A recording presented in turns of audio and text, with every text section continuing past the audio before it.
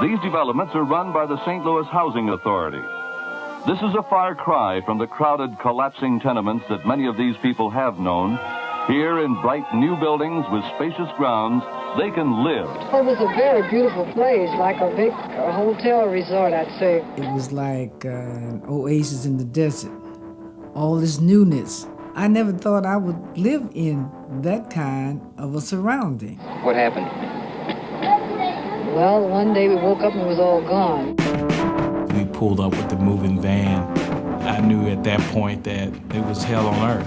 Pruitt-Igoe looks like a battleground. Vandalism and neglect have left fear among the remaining occupants. In the middle 50s, St. Louis thought it had solved its low-cost housing need, but instead a monster was created. The experiment had gone terribly awry.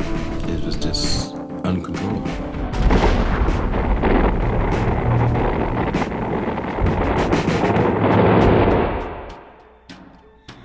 Pruitt-Igoe is such a symbol that we tend to forget that it is no different than the city that surrounded it.